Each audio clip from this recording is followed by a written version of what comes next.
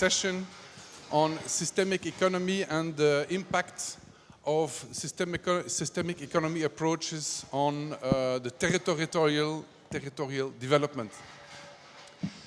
So now, we welcome here, we are very privileged to have our three speakers. We have Mehmet Aksel coming from Istanbul. He will present himself. He's here with his wife Terry. And we have Michelle Long from USA. She will also present herself. It's a very privilege to have you also, Michelle. Thank you.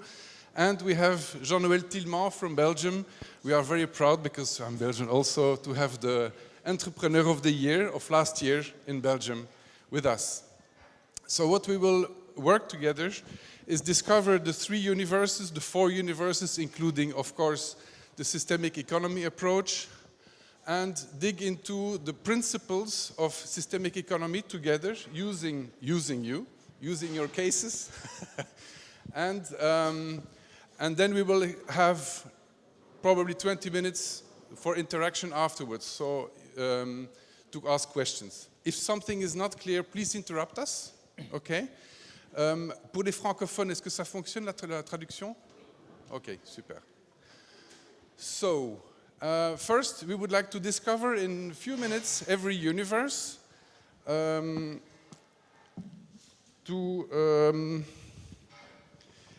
But first, I will explain you, in very short, I will explain you the principles of systemic economy. It's something new. We developed that with our team. Our team is... Ça va? Oui, ce sera mieux ça. We have Philip somewhere here, and Paul is there. Okay. We developed the systemic economy approach, and we will explain you now in quickly what it means and how it works. And then we will use and apply it on the three situations. Okay, our work with UHDR is inform, is writing books, is making speeches. It's also about training on the new economy. It's about consulting. We consult companies to go from the old economy to the new economy. And we also like to invest with our clients together in new ventures, new businesses, of course, with the systemic approach. Now, as you know, we are heading, with our society, we are heading multiple challenges. We listed some of them, but we have like approximately 20 big systemic challenges. Climate, demography, economy. I'm not going to list them. I don't want to depress you in the morning. But basically, we have so many challenges, we cannot deal with them one by one. So our principle, our belief is that we have to deal with them systemically. That means that if every company, if every person adds value and gives multiple solutions, we could go out of this challenge and find sustainable solutions. And we will see how they apply it, and they really do. So now the three pillars of systemic economy, and you will recognize, of course, a lot of the things that we have been hearing in the last few days, is the first thing that what we should do in the next economy, in the next society, in the society that we dream of for our children, is that everything we do should add value to common good, in one way or the other. Instead of adding value only to our wallet, personal wallet, or personal ego. So the intention of the teams, the intention of the company should really be constructed on how can we add value to as many challenges that we can. This is the first thing. It's already a big issue.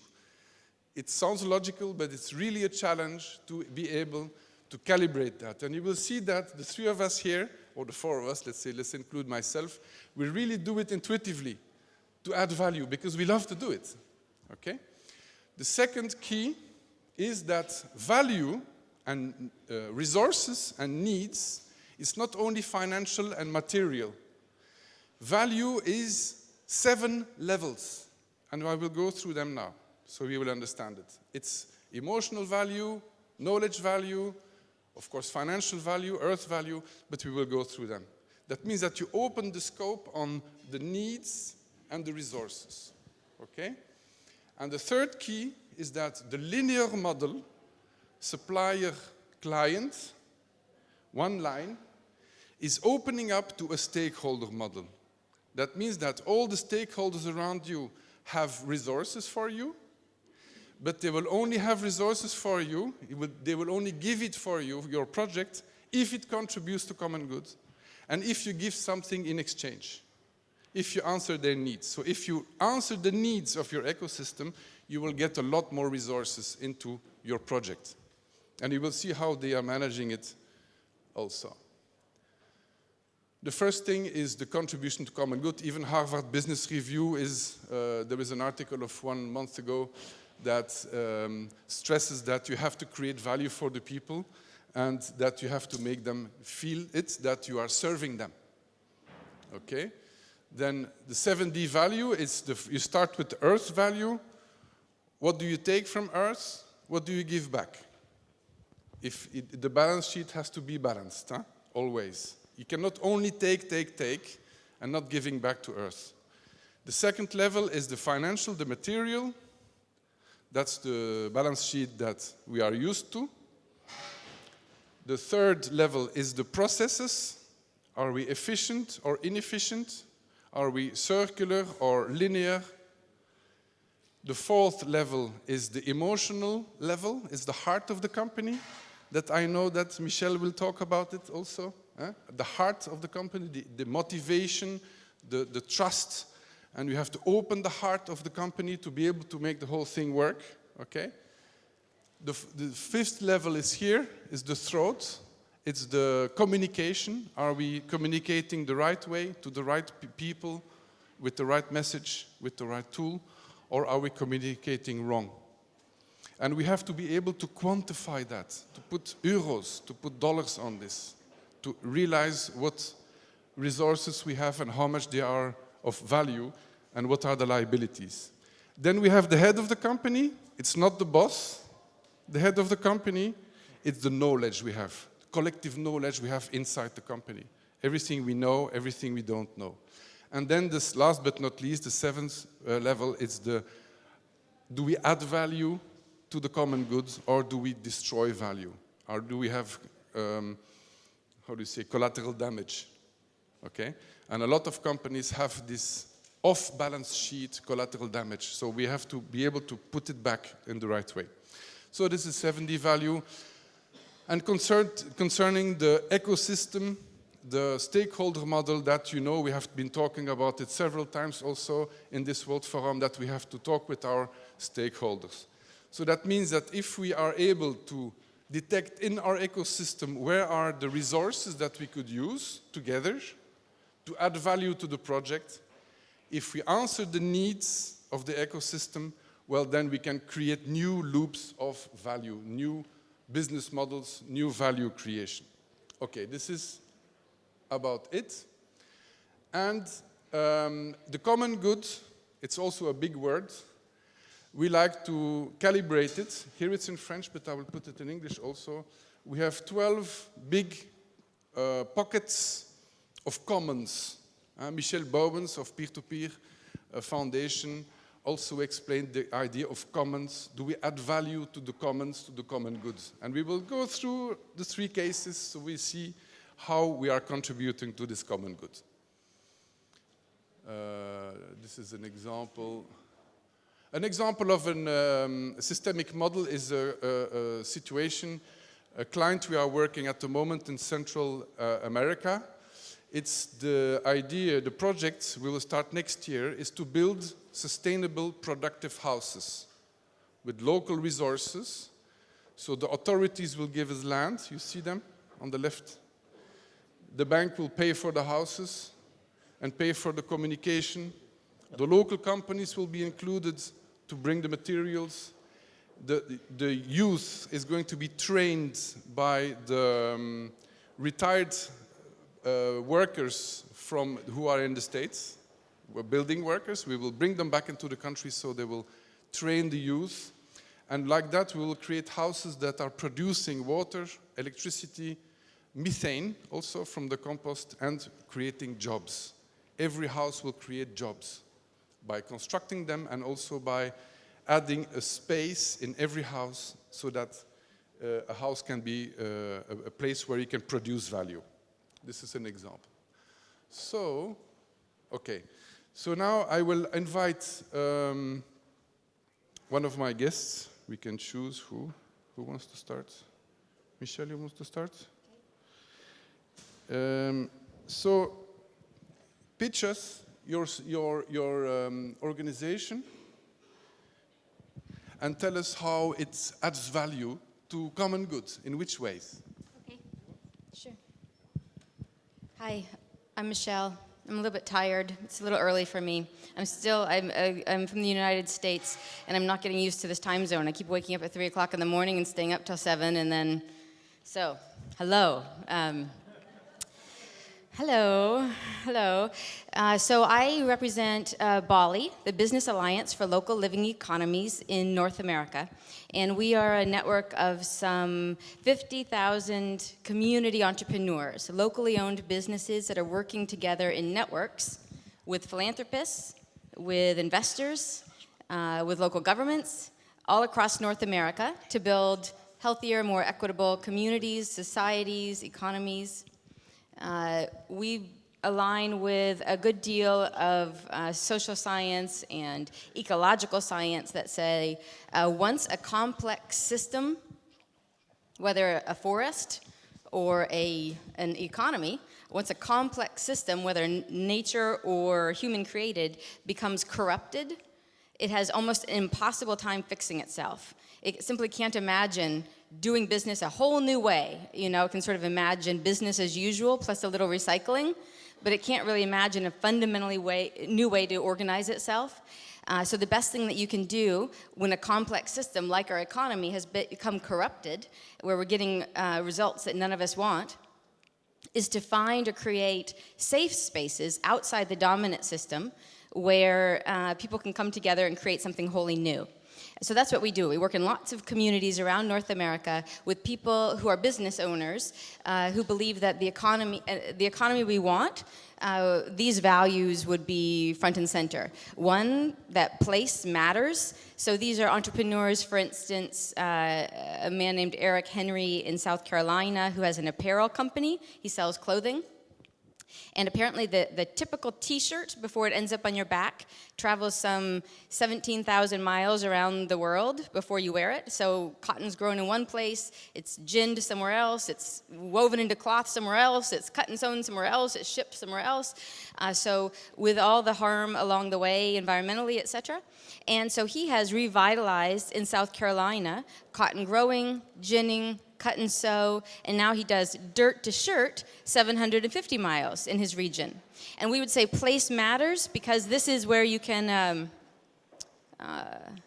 as human beings, we can operate on a human scale. We can pay attention to that tree in our backyard and really get why it matters that it's cut down, but it's very difficult for us to understand thousands of trees in the Amazon being destroyed today. Secondly, we would say ownership matters. Our economy should recognize that who gets to benefit from value creation or production matters, that the science or the academic literature is well documented now, that big global multinational corporations do a really good job at funneling wealth into very few hands and making a few people wealthy. But if you want the most wealth, and the most jobs for the most people, then you need a high density and diversity of lots of locally owned businesses in every place. So, Michelle, you are hacking the economy. In a way, you are creating quality space for all these people to hack the economy, to reinvent the society and economy in a way. Maybe so. She looks good. She looks clean. She looks, but she's really. You're a real change maker. You're facilitating change making. Yeah, we are making change. I mean, this current... From the inside. From the grassroots up. I heard on NPR, National Public Radio in the U.S., some years ago, an interview with some of the scenario planners at Shell Oil. And I remember this because they said... they're talking about, they have a business that relies on a non-renewable resource, on oil. So they're envisioning future scenarios for their industry. And the two most plausible scenarios they'd come up with were one, what they called the Great Scramble. And this was, in essence, different countries aligning with different countries over the last few resources, natural resources. It was war over the decline of natural resources. Or New Blueprints. And New Blueprints was local communities coming up with alternatives, connecting across communities, sharing ideas, and those growing together and emerging into a new system. And what struck me was that the interviewer said to this person from Shell, wow, did you envision no plausible scenario where the leaders of our nations would come together at the UN level to avert certain crisis? And they said, no, we do not. No plausible scenario that from the top down we will find any solutions. The only plausible scenario is from the grassroots up.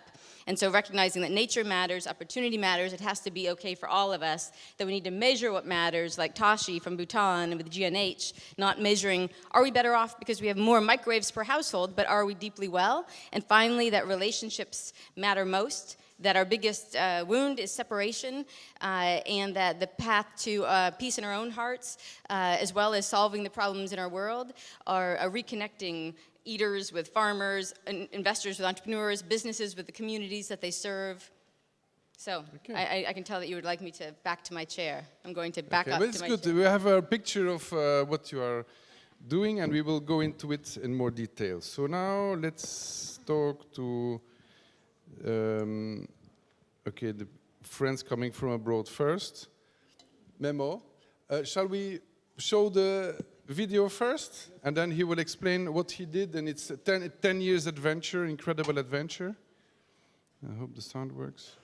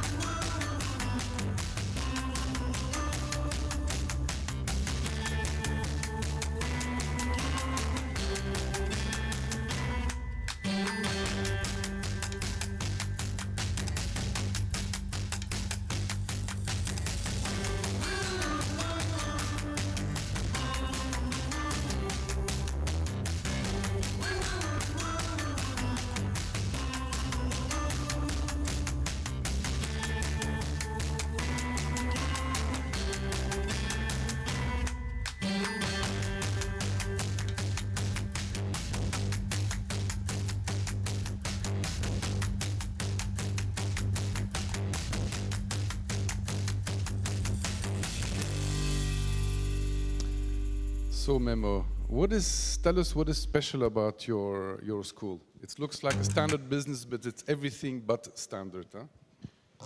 Thank you for inviting me. Excuse my broken English. I will try to explain myself in very simple words. I don't know any complicated sentences yet. Actually, my life is not so complicated in any way. I started my life riding with horses with my grandmother. She was riding in the Olympic team. And then my father was riding. I was riding also. Whenever I go to this horse club, I wanted my horses and my boxes, groom and veterinary and shoemaker always do the best job. And then I wanted to best of the best in the horse club. And then I started looking for the world champions and this guys and that guys. How do they treat their horses? How do they inject their injections? How do they shoe their horses? How do they massage their horses? And I tried to make my team and my system better than everybody. Then my horse life was like that. I went to Balkanic. How do you say? I was the Balkanic champion and European second and this and that. And then one day a friend of mine said, hey Memo, let's race with cars. I was enthusiastic for cars, and then we started racing with cars. In 1 year later, I said I'm going to go to this racing schools, and I finished 6 different racing schools all over the world, and I tried to understand that how do they turn the corners better, how do they accelerate, how do they decelerate and this and that. And then I learned from these guys, and I nearly raced all over the world with this knowledge and everything. And I was racing with enormous sponsors, with my little knowledge, with my little team. I was racing with enormous money because they were seeing my dreams and passion and this and that. And afterwards, I didn't finish university. I graduated from high school, and I said, this university thing is not for me. And I went to States for university, but I came back. When I came back, my grandmother was dead, and then I said, he has a perfect place, she had a perfect place to stay and in front of the main road. Why don't I sell cars in there, like the system I saw in States in these days, 80s. You were very innovative. You were trying to put together teams of excellence every time in every business you did. Huh? This is the way. Like that. And then we want to know how you get to the cooking and then school. I started selling cars. I figured out this customer relations that time. Nowadays everything in these orders and lists and this and that, but I don't know no orders, no list. I have only thing in my mind that doing this thing, the better I can do, the best I can do. And then I started selling cars. In 4 years, I was the best dealer in Turkey that selling Peugeot cars. I was the distributor of Peugeot also. And I was making, how do you say, great sellings that customer relations. I was sending flowers to women at their birthdays. I was sending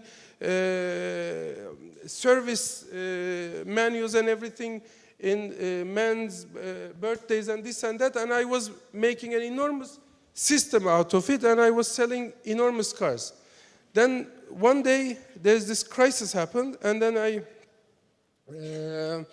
was thinking of what to do. I put my race car into my showroom, and I was looking for what to do. And then as a coincidence, I met with this gourmet guy in Turkey, a column writer and also consultant, this and that. And then I started talking about being in a food and beverage business. And we opened a restaurant. It went so successful, we opened another restaurant.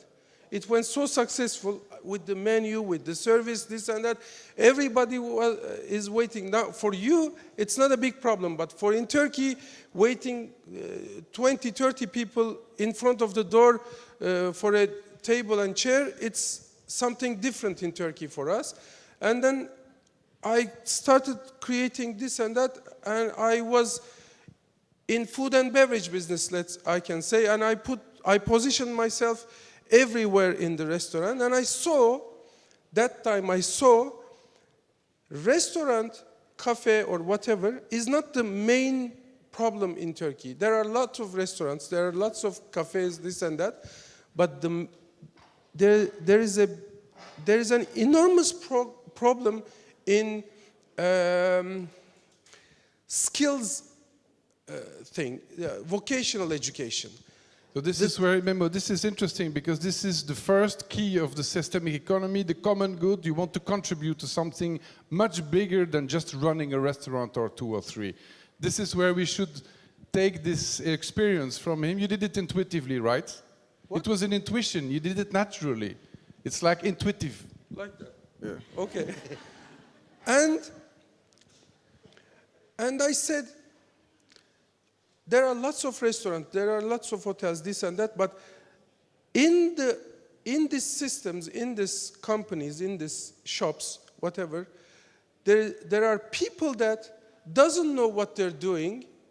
And my father always used to say, if you have one language, you have one bracelet. If you have 2 languages, you have 2 bracelets. How many languages you speak, you have that much bracelet. On the other hand, if you know a skill, you have your golden bracelet. You have another skill, you have another golden bracelet. This is to know what you're doing in education-wise. Then I said, why don't I open a vocational education school, something simple, but I know I will make it with my enthusiasm, this and that, a bit better. But let me I'm talking to myself. Let's open a culinary school. And it started like that. I started to plan it in 2003. Actually, I was broke that time. And 2004, I started the culinary school. I had 5 years plans. Now I'm in the 3rd 5-year plan. And it growed. Now, in 2011, it's chosen the best culinary school in the world. In 2012, it's chosen the Center of Excellence in Vocational Education in the world. In 2013, our 2 graduates are chosen the best graduates in the world. In 2 million graduates, we have flying chefs in all airlines. We have 42 graduates in the Michelin star restaurants in the world. We have 4 graduates that working in the best 50 restaurant in the world. And there is this Noma restaurant, the best restaurant in the world for 4 years. We have graduate in that restaurant like that. Hold on. Just to make this is so impressive because you were broke in 2003 yes. After all these adventures because of the crisis and all. And you started this business basically with nearly nothing. And in less than 10 years... Less than nothing. Less than 10 years, you became the best culinary school in the world. So this is interesting. So he created, out of his intuition, wanting to contribute to education, to nutrition, to creating jobs, entrepreneurship. You see these vital functions of society. He's at least contributing to 3 or 4 different vital functions of society from his heart, from his guts, okay, from your intuition. And in 2003, 2004, you put resources together. And this is where you use the system that worked for you in racing and in horse riding is creating a strong team, putting resources together, okay? This is putting the kitchen, the room. I cannot even cook an omelette. You know, this is okay. Don't tell them because they will be depressed if they know that you don't know how to cook an egg. And you started the school. That's perfect. This is the chance of the school. I don't have nothing to do with cooking. But you brought the best guys together, of course, to do it. You were managing the infrastructure, system. the trainers, the guest chefs, the goods that we bought, this and that. I am trying to collect the best things. The thing in the world or in business world, I always see people are looking for cheaper rent, cheaper this. How can I get this cheaper? How do you say, the material, the fabric, resource. this and that, and then they're trying to earn money. What I think is get the best thing, get the best thing, get the best thing, put it together, and don't do discount, because this thing you produce, whatever you produce, doesn't need to do discount. Because it's value, because you create value. Because I create value. If you want to come to the best school in the world, it is the value. I'm not talking about 10% discount. The governor calls me. This guy calls me. That big shot guy calls me and says, "Can we get 10% discount to your school?" I say no. Whoever you are, and whatever you do, I don't do discount. I do an enormous school. If your guy is lucky, he is or she is welcome to the school. That's enough for you. That's the most discount that I can do for you. Your children or your body can come to the school. Okay, but this is interesting, because that means that as an how do you say, a chef of an orchestra, it's like a dirigeant. How do you say?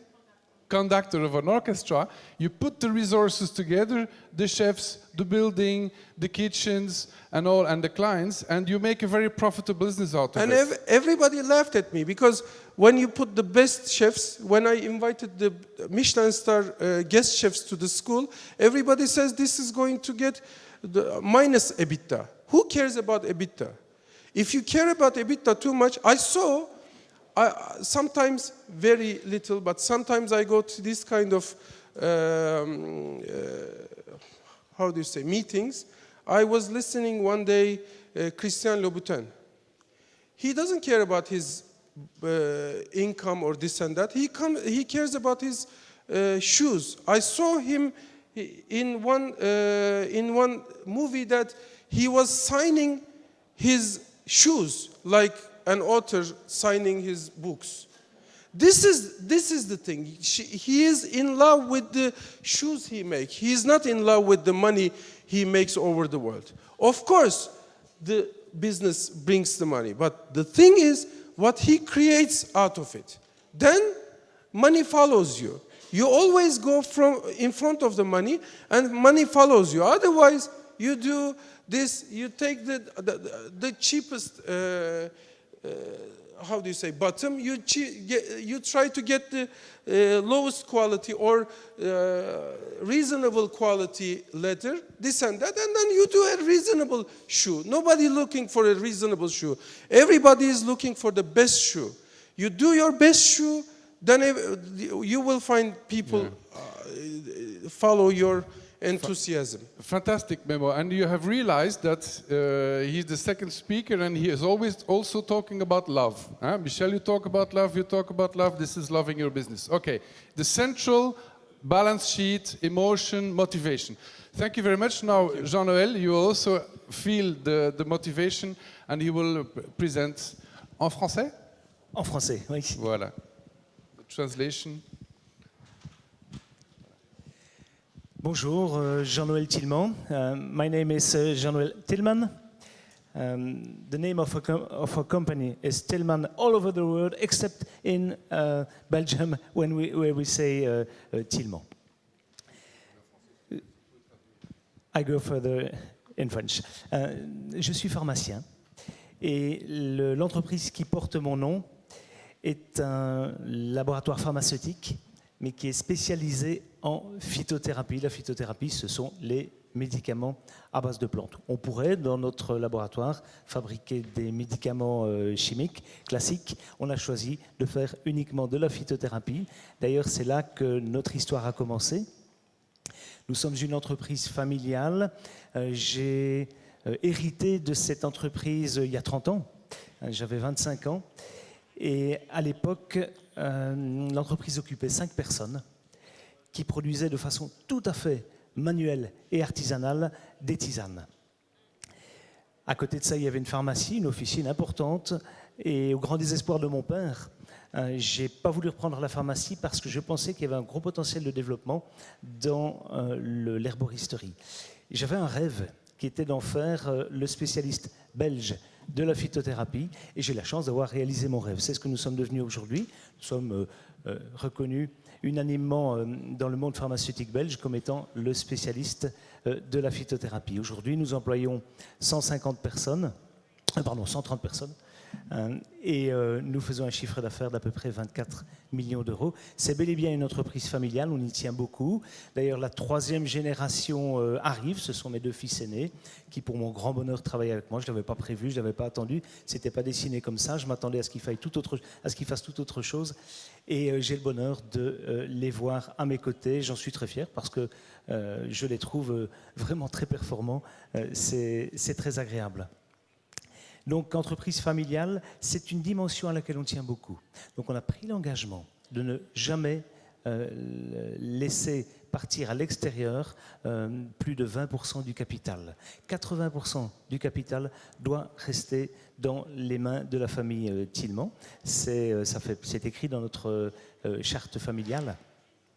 Et on y tient beaucoup parce que pour nous, c'est une condition de rester tel qu'on est, de garder notre identité et notre culture. Quel est peut-être l'élément, Jean-Noël, principal de cette identité et culture auquel tu tiens tellement? Je la définis en un mot, familial. Qu'est-ce que ça veut dire? Ça veut dire qu'il y a très peu de niveaux hiérarchiques chez nous. Ça veut dire que tout le monde se tutoie, tout le monde m'appelle Jean-Noël, et ça veut dire aussi qu'on se fait énormément confiance. J'y reviendrai parce que c'est une valeur clé. Ça veut dire que nous sommes simples, modestes, oui. C'est vrai à l'intérieur de l'entreprise et c'est vrai à l'extérieur aussi. Et ça participe à la différence qui est perçue par nos clients. Nos clients sont principalement les pharmaciens et les médecins prescripteurs. Différence entre Tilman et les autres entreprises actives dans le monde de la phytothérapie. Des valeurs familiales, en général appliquées à l'entreprise. Absolument, oui. Nos produits, en quelques images, nous avons beaucoup de produits, mais on peut les regrouper en 2 gammes. Tout d'abord une gamme d'OTC, des produits de conseil officinal. Il y en a beaucoup plus que ça, je montre quelques exemples. Et puis une autre gamme d'OTX, des produits qui sont tirés par la prescription médicale. Aujourd'hui, en Belgique, nous avons 2 équipes de délégués. Il y en a 15 qui visitent les pharmacies. C'est beaucoup pour la Belgique. Et nous avons 16 délégués qui visitent les médecins prescripteurs, médecins généralistes et spécialistes. Bien entendu, notre place est dans les pharmacies. Nous sommes bel et bien une entreprise pharmaceutique. La moitié de notre production est écoulée en Belgique et l'autre moitié à l'international. Nos principaux pays d'exportation sont le Maghreb, tout d'abord l'Algérie et ensuite le Maroc. Mais il y en a une vingtaine d'autres. Et puis nos valeurs. Il y en a 3. Elles sont fort importantes parce qu'elles déterminent nos comportements, elles déterminent nos choix opérationnels au quotidien et nos grandes décisions stratégiques à long terme. Il s'agit tout d'abord de la confiance, un mot que j'ai prononcé tout à l'heure. La confiance est omniprésente chez nous, à l'intérieur de l'entreprise, à l'extérieur aussi. Vraiment, nos clients, qui sont les pharmaciens, nous donnent une confiance importante qui est un véritable facteur clé de succès. Et c'est une différence mesurable, on l'a mesuré d'ailleurs au travers d'enquêtes, entre notre entreprise et les entreprises concurrentes. Mais encore plus à l'intérieur de l'entreprise, la confiance est un maître mot qui est vécu au quotidien. Par exemple, chez nous, il y a une seule clé qui ouvre toutes les portes, les portes extérieures, portes du local informatique, c'est tout. Parce que les autres portes, les portes des bureaux, par exemple, même le mien, n'ont pas de clé. Dans les bureaux, les meubles ne sont pas fermés à clé. Tout le monde peut accéder dans les bureaux, y compris dans le mien. Il m'arrive de trouver quelqu'un dans mon bureau, occupé à chercher un dossier dans une armoire. C'est normal. C'est normal. Et dans la mesure où on se fait confiance, ce sont des choses qui sont finalement très, très productives, qui créent beaucoup de valeur. Pas d'horloge pointeuse non plus pour contrôler les horaires. On ne vérifie pas, on ne contrôle pas, on fait confiance. Ça marche très bien. C'est pas que les personnes soient différentes chez nous, des autres entreprises. Ce sont statistiquement les mêmes personnes. Mais les mêmes personnes, selon que vous leur faites confiance ou que vous vous en méfiez, vont se comporter de façon totalement différente. Ça, c'est ma conviction. Et donner la confiance est un processus vertueux. Première valeur. Qualité de cœur. Hein? Qualité de cœur, oui. Oui. On y reviendra. Deuxième valeur, le respect. Je pourrais en parler longuement, mais je vais pointer notamment le respect des personnes, bien entendu, des individus, et puis le respect de l'environnement, respect des choses, respect de la parole donnée, respect des clients, des fournisseurs aussi. Quand un fournisseur se trompe en notre faveur, ça arrive. Contrairement, je pense, à ce qui se passe dans pas mal d'entreprises, on réclame, toujours. Ça fait partie du respect du fournisseur. Et puis la responsabilité sociétale, c'est notre troisième valeur. Nous la vivons dans ces deux dimensions. La dimension environnementale, on se préoccupe beaucoup de l'environnement depuis longtemps déjà, pour des raisons historiques et personnelles. Personnellement, je suis très, très attiré par la nature. Et cette passion, cet intérêt pour la nature, je les ai partagés avec l'ensemble du personnel et avec l'entreprise. Nous sommes attentifs à notre impact sur l'environnement. Pour le mesurer, on a mis en place un système EMAS. Nous sommes certifiés EMAS et en même temps ISO 14000. Quel est l'intérêt? L'intérêt, c'est de mesurer notre impact environnemental et puis de nous engager à faire mieux chaque année. Et puis l'autre dimension, c'est la dimension sociale, la dimension humaine. Je pense qu'une entreprise n'a pas de sens si elle ne contribue pas à créer du bonheur, à l'intérieur de l'entreprise et à l'extérieur aussi. Bien sûr, il faut être rentable, sinon une entreprise n'est pas viable. Mais une entreprise qui ne serait que rentable, qui ne créerait que de la valeur financière, serait une entreprise triste, inhumaine, dans laquelle on s'ennuierait. Et pour mesurer cet impact social, humain, nous sommes en train de mettre en place un système ISO 26000. Objectif, pareil qu'ISO 14000, mesurer notre impact sociétal et nous engager à faire mieux chaque année. Concrètement, qu'est-ce qu'on fait, par exemple, depuis déjà pas mal d'années? C'est financer une ONG belge assez connue qui s'appelle Action d'Amiens, qui soigne la lèpre et la tuberculose au Congo. Et au travers d'une gamme de produits qui s'appelle Biolis, ce sont des infusions bio, nous avons un partenariat avec Action d'Amiens. Et chaque fois qu'une boîte est vendue, il y a une contribution de 5 centimes qui est versée à l'ONG. Ça paraît peu. Bien, depuis que la collaboration existe, on a déjà versé plus de 140 000 €. Et on ne s'arrêtera pas. Et c'est une gamme dont les ventes sont en croissance d'au moins 10% chaque année. Ça, je suis convaincu que c'est un système tout à fait autoportant. C'est le bel exemple de ce qu'une entreprise peut faire si elle est engagée dans le développement durable, contribuer à une cause humanitaire en finançant cette contribution par les ventes. Développement durable, il est à l'intersection de l'environnement, du social et de l'humain, et de l'économie, parce que pour se développer, eh bien, il faut de l'argent. Donc c'est un système autoportant. Vraiment, la responsabilité sociétale est importante pour nous. Ça vient essentiellement de moi et de mes convictions personnelles. Mais je constate que dans l'entreprise, elles sont volontiers partagées. Je constate aussi que ça crée de la valeur pour notre personnel, parce que ça donne un sens au travail, et aussi pour nos clients. Et là, c'est très difficile à mesurer. Mais je suis convaincu que si nous nous démarquons très fort par notre croissance dans un univers business qui, lui, n'est pas tellement en croissance, c'est parce que nous faisons la différence, notamment comme ça. Merci beaucoup Jean-Noël. Voilà, alors ce que j'aimerais bien faire avec vous, comme exercice, I will switch to English, is to go again through our different stories and analyze, and that's also an invitation for all of you, to revisit your own business to see how does it contribute to the several vital functions of society and all the challenges behind every vital function. So, Memo, your school It's, of course, education, it's learning, it's a vocation, but where does it add value in the other areas? What do we think, where can it add value when you look at the other areas? Yeah, but take the mic. Okay. When you look at it. Common good, huh? Okay? Very concretely. Jean-Noël. Okay. Can I start with this? Of course. Okay. I respect him, Jean-Noël, too much, but I nearly not agree with everything he says. Like that. But I respect him a lot. The thing is, I don't know nothing about percentages. I didn't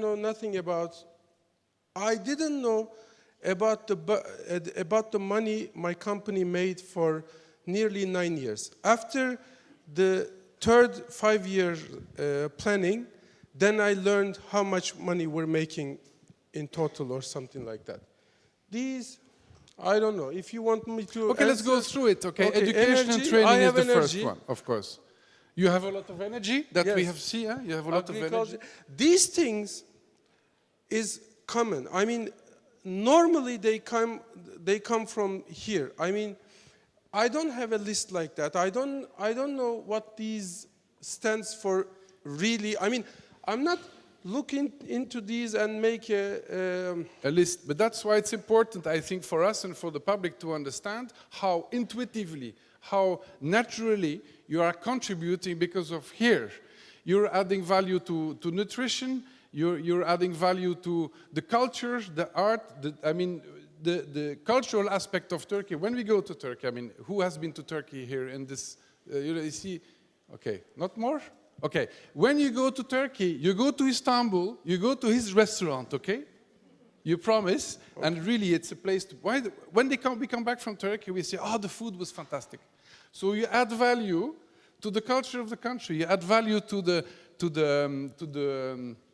okay, experience. Let's say the history. Our school has a museum. When I started in the beginning, I was hardly paying our taxes, but I was going into all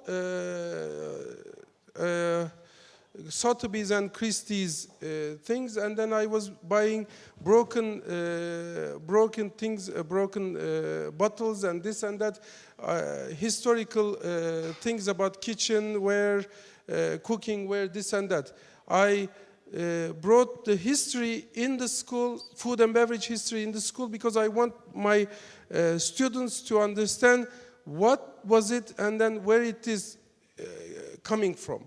But these things are common. I mean, I don't do a list. I know, but this is why we want to do it, because it's important for us to understand if we make a list, all of a sudden you work it not intuitively, unconsciously, but in a very conscious way that you can create value. History, this museum, go and see the museum it's on the video, by the way. You also create better health, because if you eat better, you create better health. You also create communication and social ties, because all the workshops you're giving in your school. When you make these lists, I remember the wedding lists. They do lists, this check, roses check, sandwiches check, this and that. I grabbed my girl and I got married, and she's my wife for 10 years. I mean, I don't need no lists. When I feel like it, it comes from the heart. Then when you put your heart in what you do, it always goes somewhere else. That I can tell you. Bravo. Yeah, please, applaud. This is the key. Follow your heart. Okay. Well, thank you. Let's go to Michel now to see how this incredible organization. Where does it add value? Where does it contribute? We have lots of entrepreneurs working together in their communities for the good of their communities. So this list, I'm not sure there are tactical hows, and then there's also sectors like health or mobility or energy or agriculture. So they certainly are contributing to renewable energy and local healthy agriculture through tactics like entrepreneurship and investment and measuring value. So basically you create a space where you can connect these businesses together and create new value. And of course, it's in the intention of contributing. Okay, it's all of them. Jean-Noël, qu'est-ce que tu penses que ton entreprise, elle contribue à quoi quand tu regardes un petit peu ses fonctions vitales? À part évidemment la santé qui est ton métier de base. Absolument, oui. Tu n'es pas dans un métier de la maladie, tu es dans un métier de la santé. Hein? On est vraiment dans Alors, effectivement, on contribue à la santé, on contribue à la planète. Hein, nous sommes très attentifs à l'environnement, je l'ai dit, et pour cause. La planète nous fournit nos matières premières, donc c'est très logique tout ça. C'est lié à notre activité. Au-delà de ça, je pense que nous avons une contribution à apporter et que nous l'apportons vraiment parce que la responsabilité sociétale, on la vit, on la partage avec notre personnel. Tu crées du lien, finalement tu crées du lien social aussi de cette façon-là. Voilà. Donc tu crées du lien social. Moi ce que je vois aussi, et ce que je sais parce que j'utilise tes produits, et surtout mon épouse qui connaît très bien tout ça, tu éduques finalement aussi le public. Tu leur apprends comment plus préventivement se soigner de façon plus soft. C'est une notion d'éducation peut-être qui t'a échappé, mais je peux te le dire qu'en tout cas nous apprenons à la santé grâce à tes produits. Merci, effectivement, ça m'avait échappé. Oui, intuitivement, il fait ça avec son cœur et donc il donne d'abord avec une vraie excellence. Et on voit cette excellence dans chacune de ces histoires. Maintenant, on va passer à un autre thème. Merci Jean-Noël. Ce qui nous intéressera surtout, c'est de comprendre le système. Hein? Memo, I will switch now to English again. Why? Because you're the first one who talked about a system. Okay, what is a system? A system is resources, knowledge, it's about machinery, it's about building, it's about networks, it's about people working together. How can we make them work together? Okay, this system. And it was with your horse riding, it's a teamwork. Racing, it's a teamwork. A restaurant, it's teamwork. Your school says teamwork. And every story here is about putting together stakeholders, internal and external. So I would like to ask it starts with Memo, who are your major, most important strategic stakeholders, the alliances you made? When you started the school, you needed a kitchen. How do you make the deal with the people bringing the material? You have seen on the video, the kitchens, they are fantastic. It's very expensive. Okay, how could you make the deal to have the material? And how did you make the deal to have, for example, the chefs? They come from all over the world. How did you make the deals with the stakeholders? Take the microphone. Here you go. Thank you. When I was broke in 2002, 2003, I made a very simple presentation in two pages of A4, and then I went to a couple of big companies that I'm going to make a school that is going to be one of the best schools in the world. Of course, everybody laughed. With nothing in your pocket, of course. Nothing in everything was here, and then I learned how to present this in a very simple way from car racing, because there are lots of monies going out there, and then they're not really interested with you come be the first one or the second one or the third one. They would like to use your racing team as a platform. For example, my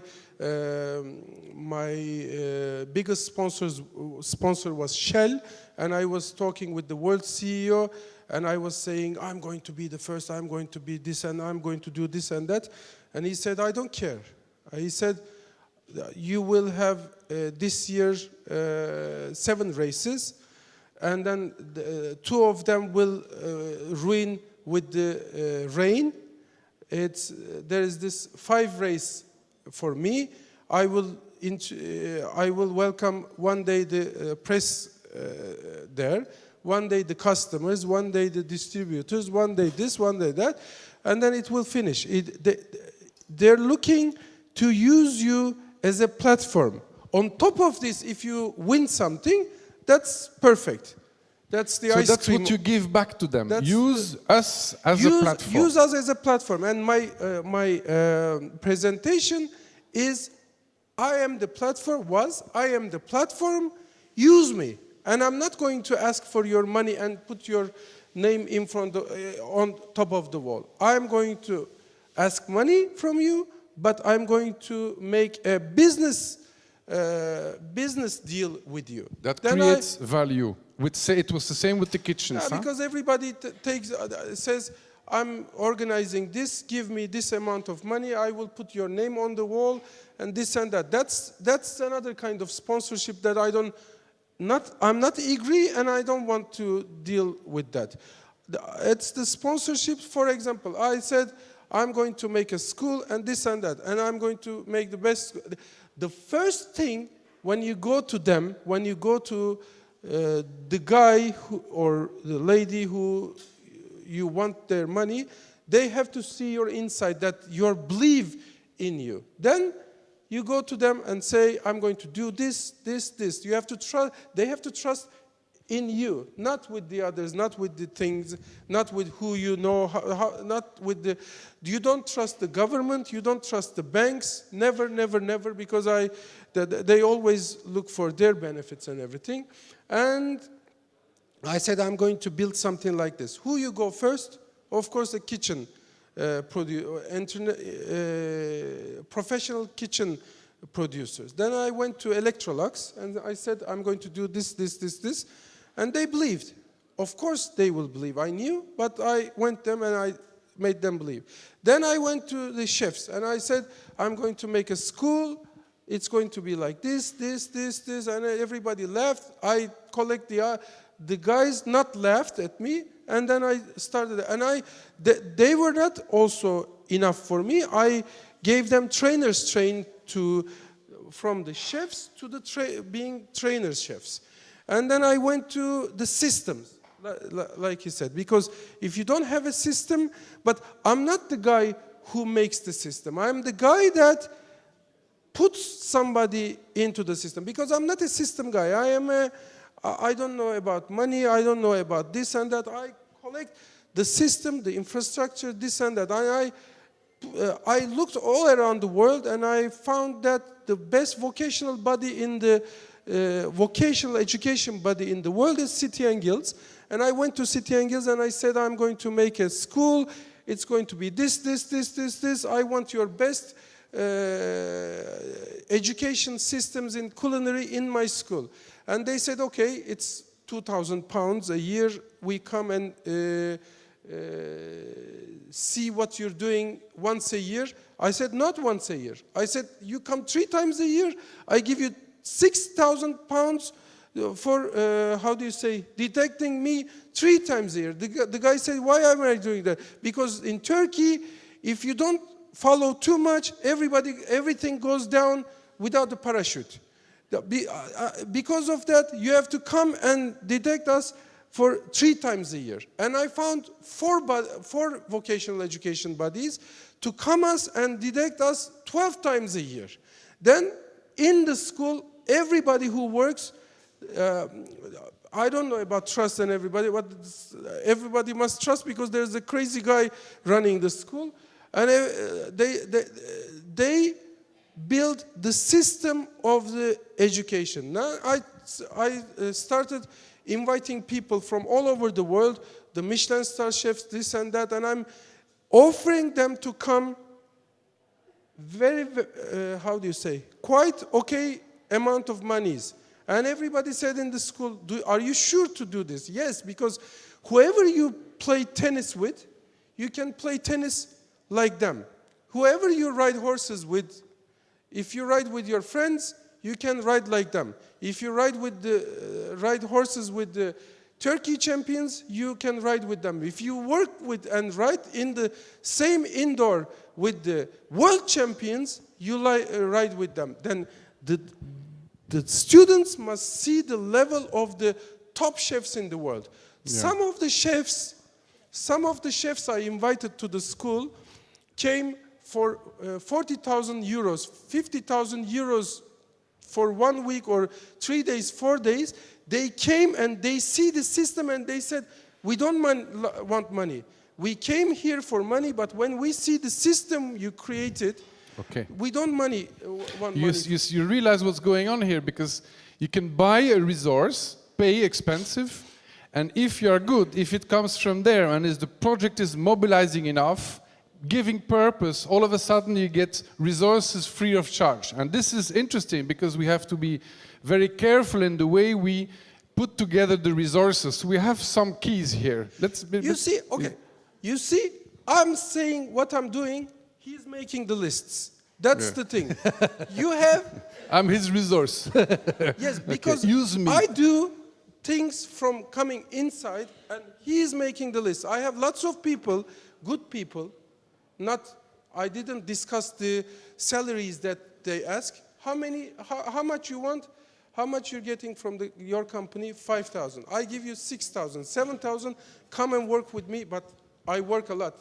I don't look CVs and then I don't interview them and I don't work with my colleagues like, tell me what you're doing. I will tell what I want to do in the future. Then I will see them if they want to ride in the same train with me or not. Because I already see your CV. I invited you to me if you work with me. Sometimes I see people invite for an interview and then tell me what you're doing. I made a test for you. What do I need a test? I saw what she's doing or he's doing. I invited him. Now, did you see any football team that invites a Ronaldo or whatever the guy and tell me what you did? You will say to the star footballers that I want to be the Champions League champion, I want to be the UEFA champion, and will you join my team? I work with the people like that. I want to be the best culinary school in the world. Would you like to join to me? I don't go and say, what did you do in your life? I don't care what did you do in your life. So now, Michel, who are your major... Thank you very much, Mehmet. It's very interesting. We have keys here. Interesting. Who are your major... Bravo. Who are your major stakeholders, Michel? And strategic stakeholders, and how did you make the deal with them that they would really contribute to your project? So Or just a few examples. We believe that that change doesn't just happen like everything's one way and tomorrow it's all different. There are little sparks of that emerging future from tomorrow that are here amongst us right now. So what you can do to accelerate change is to find those little sparks of what's coming, those pioneers who are early, connect to them together so that they don't feel alone and they feel courage with each other, nourish them with resources and funding and research that supports their work, and then tell their stories that help to guide us all on a path toward that emerging future. So our major stakeholders are pioneers of a new economy, whether those be entrepreneurs that are reimagining their sector, or whether it's organizers who effectively are able to bring entrepreneurs together in a place around a new vision, or whether it's investors who recognize that their financials investment isn't enough, that to what end, and we find those people. And every stakeholder is looking for something in your place. So what do you give to the pioneer, what do you give to the organizer, and what do you give back to the investors? Because it's giving and taking beyond the contribution part. Mm-hmm. We provide a whole bunch of things. So at the local level, if there are pioneering businesses that are trying to do things differently, they need marketing support. You know, at the local level, are we telling citizens try this business instead? They also need to learn from each other. And so we provide the networking forum. So imagine if you want to build a healthier local food system. Then you have in a room like this, chefs and farmers and distributors of food, and you're all talking about why and how our current food system, only 2% comes from local sources. What could change? What's your barrier? What can I do with you? So we provide the forum for that networking. For investors, we provide, here's an example. We partner very much with an organization called RSF Social Finance in the United States, and we will bring together investors and entrepreneurs in the same room, and this is very different than going to a bank and getting a loan for your company. These will be people who say, I believe in the good things that you're doing in the world, and I want to invest in your company. So together, let's set the interest rate. And so the entrepreneurs, what we found in these meetings, the entrepreneurs will tell these investors, if you need me to pay you a higher interest rate on the loan so that you can make more loans to companies like mine that are doing good things for the planet, I will pay you a higher interest rate. And the investors say, oh no, if you need to pay us a lower interest rate so that you can do more good work in the world, we'll take a lower interest rate. And together they navigate, something that never would happen without a relationship, just with the bank, a loan with your bank. Because you're giving them another kind of value, community, purpose, information, education. Ok, Jean-Noël, qui sont tes parties prenantes principales et comment tu arrives à créer cette relation de création de valeur mutuelle parmi tes parties prenantes? Nos parties prenantes, mais bien sûr, elles sont nos clients à qui nous faisons passer un message, celui de nos convictions. Un petit peu les pouvoirs publics, quand l'occasion se présente. On a changé de gouvernement il n'y a pas longtemps en Belgique, et le nouveau Premier ministre s'appelle Charles Michel. Il était venu chez nous en visite, quand il était beaucoup plus incognito il y a quelques années. Et il m'avait posé une question intéressante. Il m'avait dit, Monsieur Tilman, imaginez qu'un jour vous soyez Premier ministre. Qu'est-ce que vous feriez, quelle serait votre principale priorité? Et je lui avais dit, ma priorité, ce serait éduquer les Belges et les préparer à ce qui va se passer, à tous les bouleversements auxquels ils seront confrontés du fait du réchauffement climatique. Je pense que ça, c'est le rôle des politiciens. Et voilà ce que je vous engage à faire si un jour vous êtes Premier ministre. Il ne fera évidemment pas ça parce que c'est du long terme, ça excède le terme d'un mandat électoral. Mais je pense que le rôle d'un chef d'entreprise, dans la mesure où il a une certaine visibilité, est de faire passer des messages comme ceux-là. On n'en a pas souvent l'occasion. Par contre, on a beaucoup plus l'occasion, et c'est notre principale partie prenante finalement au quotidien, de partager des convictions telles que celle-là avec l'ensemble du personnel. D'éduquer notre personnel. Par exemple, le fait qu'on soit attentif à émettre le moins de déchets possible, à les gérer, à consommer le moins d'énergie possible et à gaspiller le moins possible en éteignant les lumières dès qu'on quitte un local, en se forçant à circuler dans les couloirs sombres parce qu'on n'éclaire plus. C'est un choix, les appareils d'éclairage sont là, ils sont éteints, c'est un choix que nous avons fait. Tout ça, ce sont des comportements auxquels le personnel s'habitue et qu'il ramène à la maison et qu'il partage, même inconsciemment, avec toute une famille. Et là, nous avons un rôle important à jouer, c'est une véritable partie prenante. Je pense que la fierté de travailler pour une entreprise qui se soucie du bonheur des hommes, eh bien, c'est quelque chose qui rayonne même dans les familles de nos employés. Et c'est là que s'exerce principalement notre contribution. C'est intéressant parce qu'on parle beaucoup de parties prenantes extérieures, mais on a eu cette discussion hier justement en disant finalement la partie prenante la plus importante, c'est notre propre personnel. Et comme tu dis si bien, ce changement de posture, ces changements petit à petit de notion de responsabilité va rayonner sur les familles qui vont rayonner autour des familles et finalement on fait des ronds dans l'eau comme ça et comme ça tu crées du réel changement.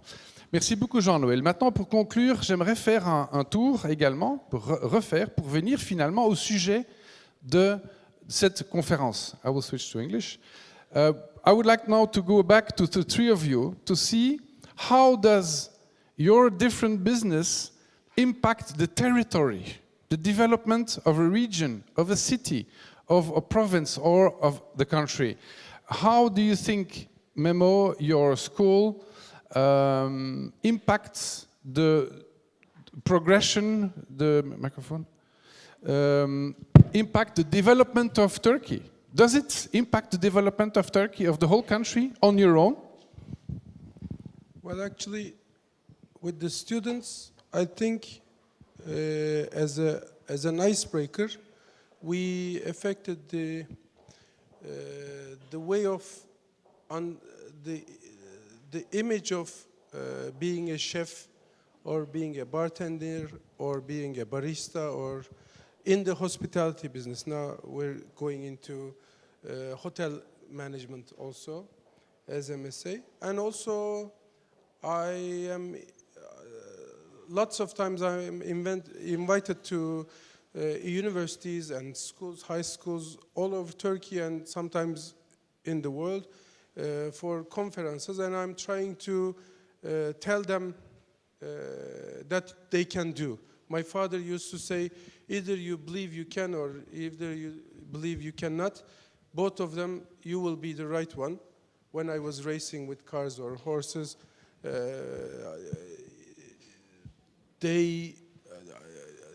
if they believe they can do, they can do. I try to explain them in a way. But what I'm sure is that with your school, on your own, with one business, that you're carrying the whole tourism business. You're supporting the tourism business, as we know that the tourism in Turkey is doubling.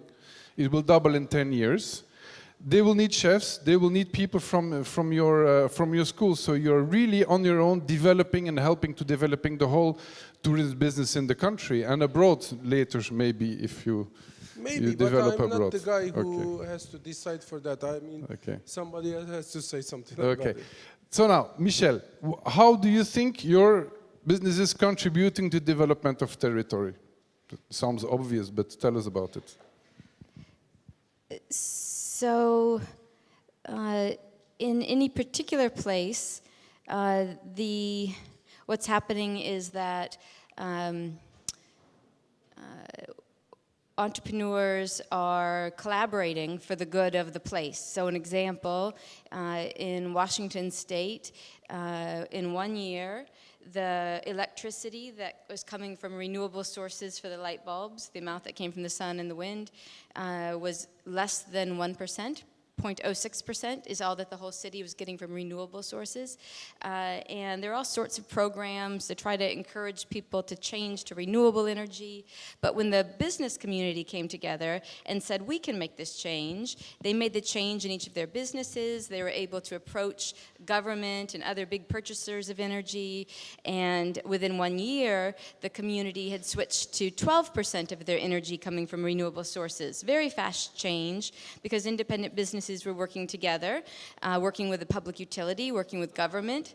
I have examples like that all across North America where, because people are coming together for the good of their place, it's just a shift in mindset. So for the last few decades in the United States, traditional economic development strategies are that government pays a big company like Dell or Marriott or Boeing to build a factory in their town or to move their office to that city. And they'll spend maybe hundreds of thousands of dollars, the city will, per job for that big business to locate there. And then that big business, in essence, gets their employees' jobs paid for free by local government for some years. When those subsidies dry up, though, they move to another city.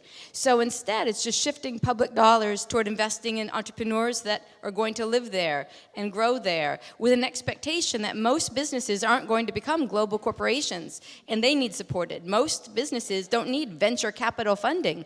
They need debt financing. They need smaller loans. So I could go on, but it's just when businesses partner with government, partner with investors, partner with philanthropists, partner with the nonprofits of the community within the context of that territory, then you see really rapid change. So you are structuring the emergence of new initiatives in a coherent way, let's say, for a territory. Jean-Noël, comment penses-tu que ton entreprise contribue au territoire, c'est-à-dire aux Ardennes belges que nous connaissons bien, qui sont très vertes? C'est un petit peu, je ne vais pas être cynique en disant que c'est au milieu de nulle part, mais c'est quand même, on va dire, c'est loin de Bruxelles, quoi. Mais comment est-ce que ton entreprise se positionne dans ce territoire et comment tu penses que ça peut contribuer? On est à 1 heure de Bruxelles, mais la Belgique est petite, donc on est loin, oui. Notre contribution territoriale, elle se fait via les familles de nos employés. Nous employons des personnes qui viennent de pas très loin. La plupart habitent dans un rayon de 15 km autour de l'entreprise. Et donc, localement, on est connu, on rayonne, surtout via nos employés. Et donc, l'impact qu'on peut avoir sur le territoire, il se fait via les personnes qui travaillent chez nous. Des personnes qui sont de plus en plus fières de travailler chez nous pour les raisons que j'ai développées tout à l'heure. C'est un effet multiplicateur aussi, humble. Et voilà. Maintenant, je propose, I suggest that we put it to the... OK, you have a question? Merci. Monsieur Tilman, la biodiversité est importante pour votre business, mais je n'ai pas entendu, j'imagine que dans votre modèle économique, vous avez pris en compte cette biodiversité. Est-ce que vous faites quelque chose de particulier pour au moins la préserver, voire l'augmenter ? Eh bien, c'est très difficile.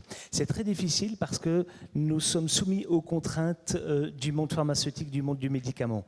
Étant un labo pharma, fabriquant des médicaments, nous sommes tenus d'utiliser des matières premières qui sont conformes à des standards définis par l'Agence européenne du médicament. Et on est loin des préoccupations de biodiversité qui pourtant sont bien en nous. Par contre, quand on formule des tisanes, là on a plus de latitude et de pouvoir d'action. Et typiquement, nous privilégions systématiquement des plantes qui sont issues de cultures renouvelables. On a utilisé autrefois des plantes qui venaient d'Amazonie. Et puis on les a abandonnés parce que l'espèce était en voie d'extinction. Et on fait des choix, on est amené à faire des choix, on peut les faire, qui vont dans le sens de la biodiversité. Oui. Mais ce n'est pas toujours possible. OK, other questions about the systemic aspect, contribution aspect, territorial, whatever? Bonjour. Oui, c'est bon. Je voulais témoigner et mettre en avant ce que j'ai ressenti lorsque j'étais à Auckland au mois de juin pour le congrès de ballet et demander à Michel Long de nous faire partager quelque chose que je trouve beaucoup plus fort lorsqu'on est de l'autre côté de l'Atlantique. C'est cette capacité à mettre en avant ce qui nous rassemble plutôt que cette habitude que nous avons plutôt de ce côté de l'Atlantique à mettre en avant ce qui nous différencie. Et dans cette notion de collaboration entre tous les acteurs qui est ressortie de manière assez forte avec celle de la nécessité d'avoir du cœur dans ce que l'on fait, c'est vraiment le témoignage que j'aimerais avoir de la part de Michel sur comment est-ce qu'on fait pour être dans cette dynamique positive de manière permanente. J'ai adoré l'ambiance et l'esprit qui a régné pendant ces 3 jours à Auckland, et ça on ne sait toujours pas le faire en France. Très bonne question. Okay, how can we work together in a more strong way instead of working against each other like in this country?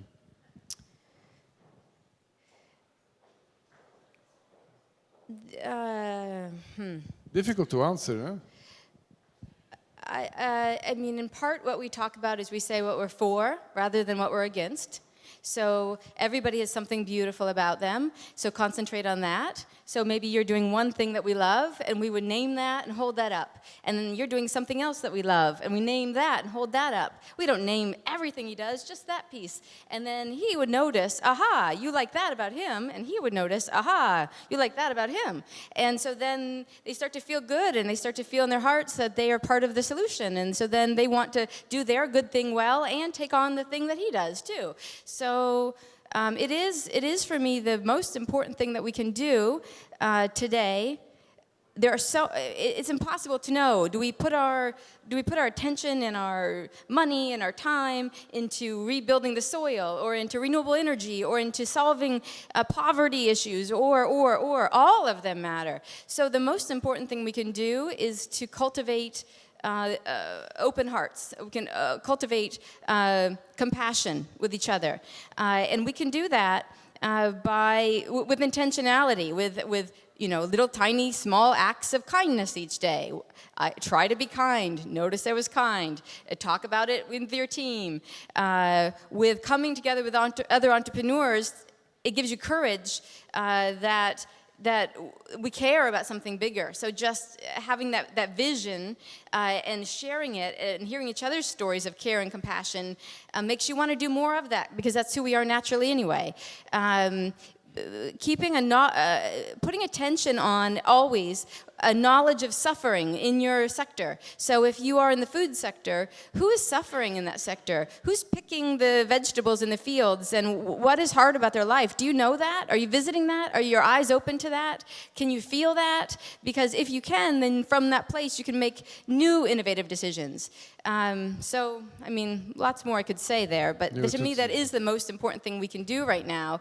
If we don't change how we treat each other, then even building these green companies, a man in the U.S. said, Van Jones, then we could build all these green companies, but we'd still be going to war with solar-powered bombs in order to get lithium for the batteries instead of oil for the cars.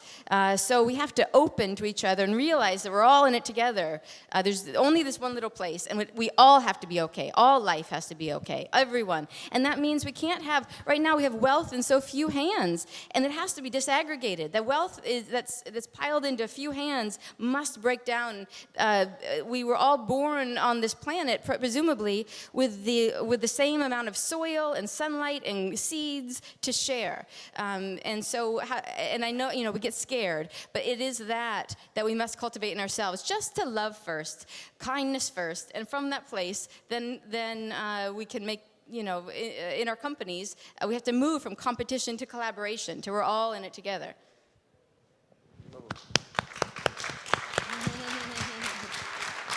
Okay. Oui, merci beaucoup pour cette question. Thank you very much, because here I think we touched with the top of our finger the really essential key of success of this transition. If you have something to keep in your hearts, is this. Thank you very much, Michel. Do we have other questions in the room? Okay. Ah pardon, oui, vas-y, oui, excuse-moi. Oui, bonjour. Je voulais savoir, en fait, là, ce que j'ai entendu beaucoup aujourd'hui, de par vos témoignages, c'est une ambition, une grande ambition. Et souvent, cette ambition, elle est portée par un homme ou une femme. Et je voulais savoir si vous pensez qu'on peut être collectivement ambitieux. Est-ce qu'on peut créer des organisations de manière collective et non basée sur l'ambition d'un homme ou d'une femme? Who wants to answer this question?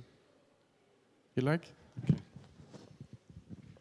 Well, I think if you're ambitious on something, then it affects everybody that we work. For 10 years I'm doing the same presentation.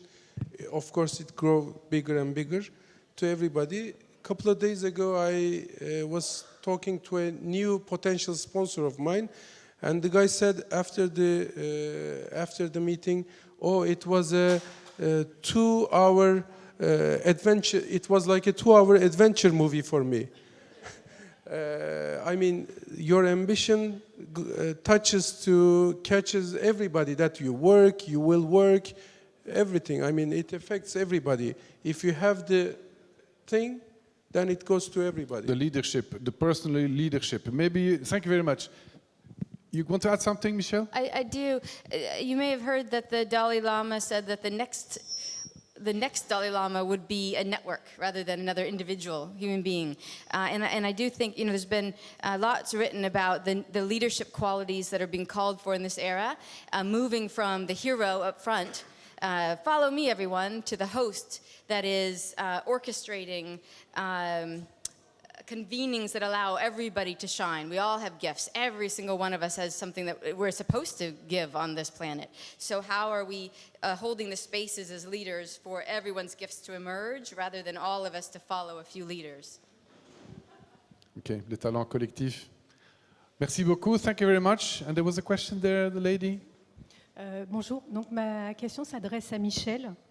Vous avez pris l'exemple tout à l'heure donc de Washington en nous disant que voilà, les entreprises donc, collaborent ensemble pour le territoire, qu'elles créent de l'emploi, de l'activité, que les pouvoirs locaux s'investissent également, mais que à un moment donné, elles partent aussi parce qu'elles n'y trouvent plus leur intérêt financier. Alors, ma question, c'était justement comment on continue de travailler sur la responsabilité de ces entreprises qui ont cette volonté de travailler ensemble pour apporter une plus-value au territoire, mais comment le pérenniser, ce travailler ensemble pour que on ne soit pas uniquement dans des logiques, j'allais dire, utilitaristes de je viens parce qu'il y a un investissement financier à la clé. Donc comment on peut travailler ça, sur cette responsabilité de l'entreprise sur son territoire?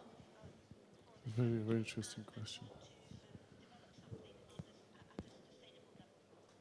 It's a very interesting question. Thank you very much.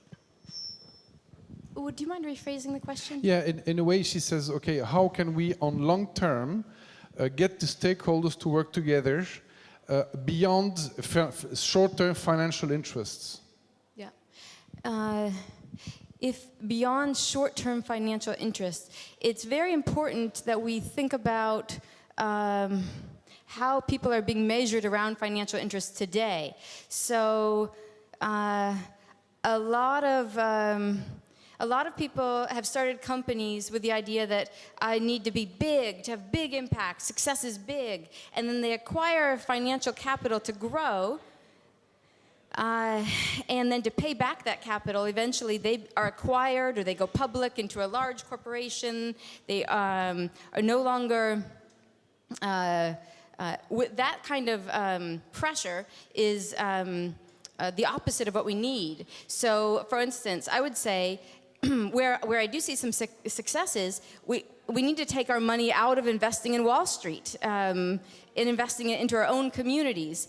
If you invest, for instance, in a publicly traded company, somebody told me, a really beautiful, innovative financial leader in the US said that buying stock in a public company is like buying a used car.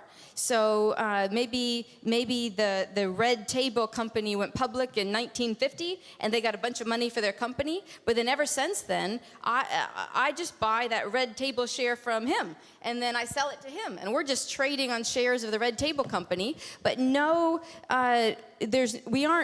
we cannot build a new economy by investing, trading and gambling with ourselves. We actually have to take that money out and put it into real companies, into real businesses that are growing the new kind of economy that we want. I mean, there's lots and lots of structural changes like that. It's government saying, why would I give a subsidy to a foreign corporation that's just going to move when that subsidy's up? Instead, I'll invest in real entrepreneurs that live here. It's us as citizens taking our money out of those big businesses and investing them in our communities. It's businesses looking at how they can be of service to that place in collaboration with each other.